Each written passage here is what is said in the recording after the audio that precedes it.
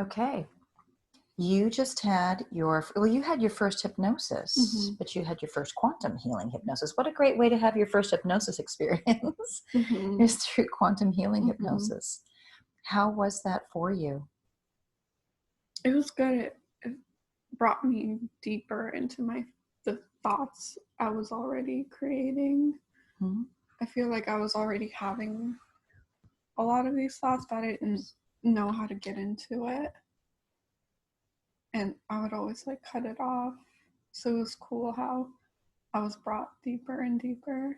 You look completely different. Really? How do you feel? I feel different. Like I feel more of that expanding in my third eye. You just look more calm. This is probably the calmest and the most present that I've seen you. If we do post this on YouTube, she's one of my yoga students. And you are also becoming a naturopathic doctor as well. Yeah. Yes. So you had a lot of questions about being a healer. What did you learn about yourself as a healer? That the visions I've had in the past are real. You saw some interesting lives. So you first went into this lifetime, which is very common, but then we brought you back into a key life in Egypt as Alyssa. Very fascinating. So you were a slave to a pharaoh, an entire village. And what did you learn from that lifetime? Do you remember that life? Yes. Like your mom now was your mom then. Yeah. Yeah. And stepdad, same thing. And, long journey in the desert. Because you all revolted and burned up the village. Yeah. And then unfortunately your little brother died in the desert on the way to creating a new village. And then you wanted to, in each life, it's interesting because you wanted to expand. Did you notice that? Yeah. You were looking for expansion. But you did that in that lifetime.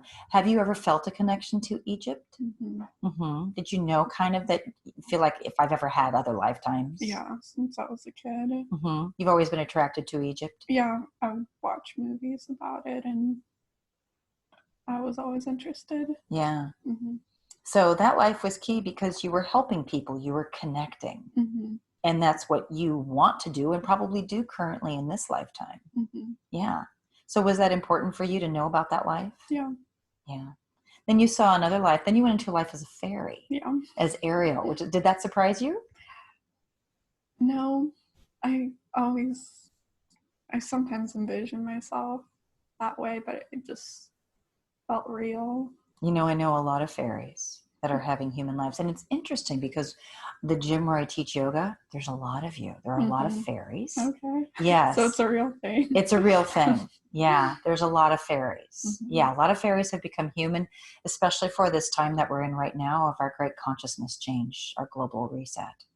So you wanted to help the humans by coming in and being human. Yeah. Yeah.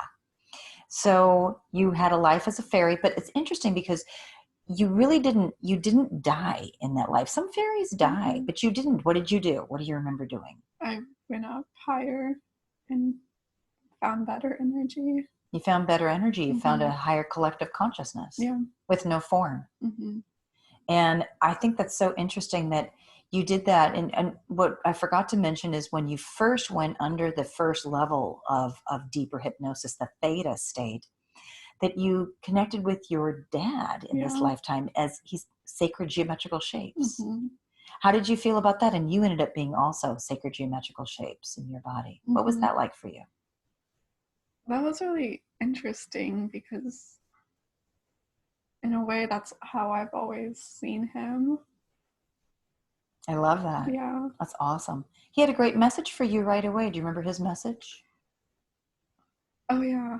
It was that I don't have to be the shapes he is.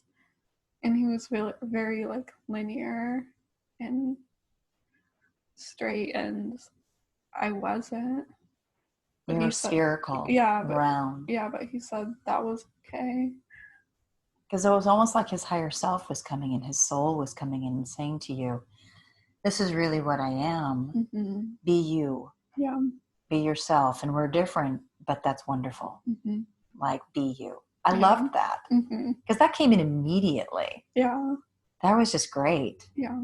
That was powerful. So then you became a part of that collective consciousness above the clouds in the sky. And you learned that what? That is, do you remember? Like, that is where I needed to be. Well, it's where you needed to be, but it's another dimension that you actually exist in. Oh, yeah, that's true. You're still with them. Mm-hmm. You're fractals. Yeah, I didn't want to leave. You haven't. Because I kept trying to get some sort of a finality to that, or like an occurrence or some big event or something. There is none, because you're still there, and you're still just coexisting and happy. Yeah. So there's a part of yourself to tap into when you feel like, when the human mind goes, oh, there must be more. There is more. It's happening in another dimension. Yeah. That was really a great gift for you, I feel. My perception is that. It was. As my right ear is ringing off the hook as I just said that. Yes, that's interesting, isn't it? Yeah, and then you wanted to meet your guides and your ancestors who are part of your guides, your grandmother. And let's talk about Charlie, your bunny. Did that surprise you? The crocodile is Charlie. Was it? Yeah, I think the crocodile is Charlie. Okay. Is it not? I thought it was my brother. No, that's right, it's your brother. No, I'm thinking, is it your son? Somebody's Charlie. My son. Your son is Charlie. Yeah. That's right. That's right. You have two brothers who are the crocodile and the hippo in your life in Egypt, who are your best friends. But my son. But your son is Charlie. That was a surprise. That was for me too. Yeah. Because I get to remote view all of this while I'm facilitating this, and I see it come up, and then I feel your connection. And I'm intuitively guided to ask all these questions with your whole counsel. And I was like, oh, that's Charlie. I can feel that's Charlie. And sure enough, and it was so fun. Yeah. So Charlie says he's going to come back in as another rabbit for you. How do you feel about that?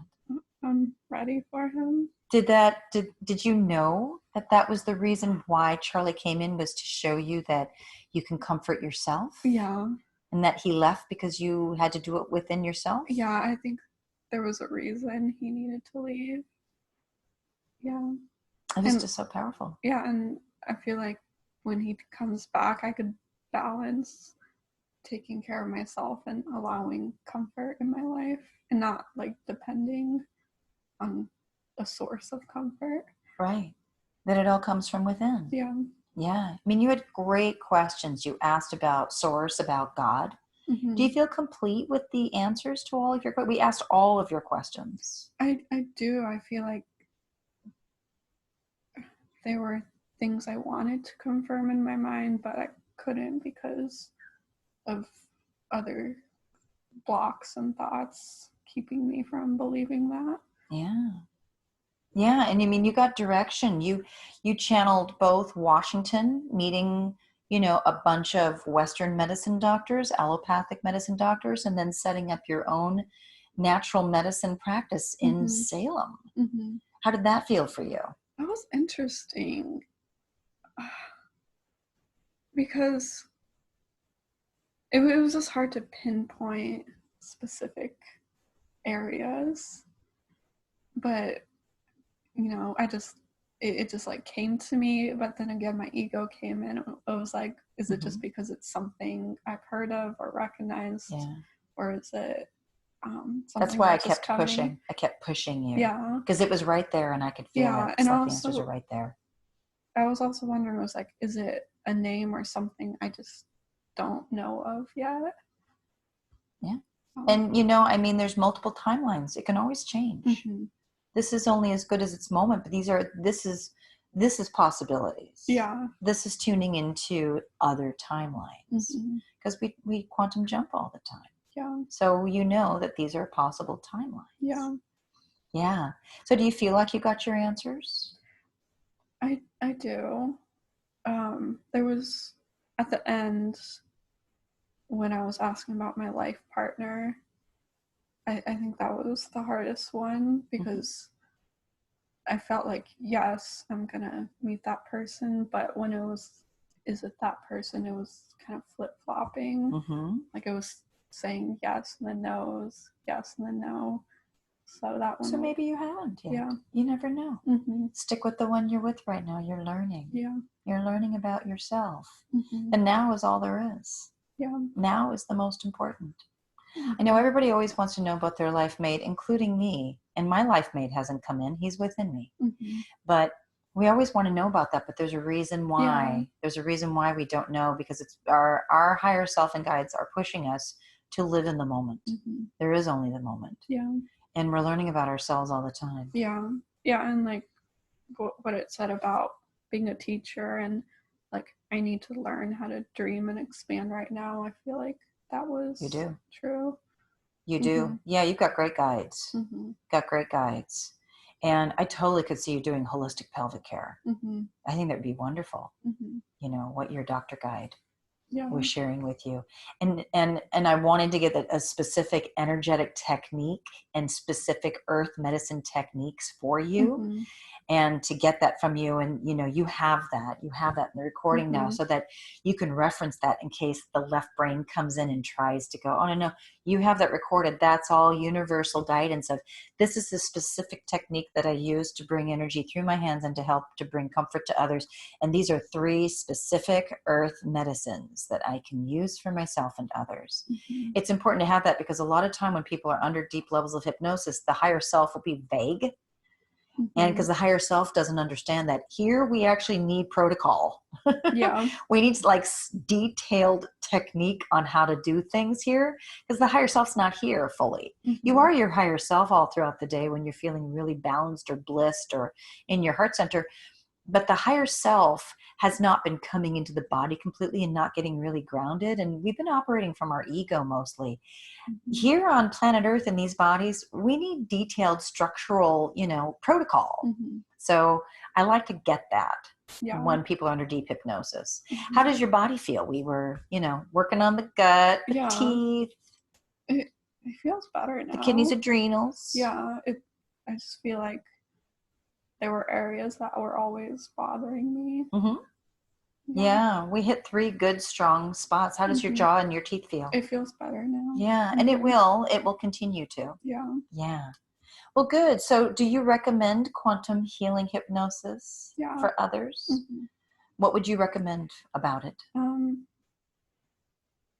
I would recommend to be open to it and to prepare for it. Mm-hmm. And how is it best for people to prepare for this? To be honest about what your questions are, and like, why do you really want to know it, and what is important to you. Yeah. That's so good. Mm-hmm. That's wonderful. So if you would like a quantum healing hypnosis session with me, you can go to my website, SoniaWilderWellness.com, and send me a message. And when it is your moment, we will get you scheduled. It's in the description box down below. Thank you so much. Thank you. That was really good. Yeah. That was wonderful.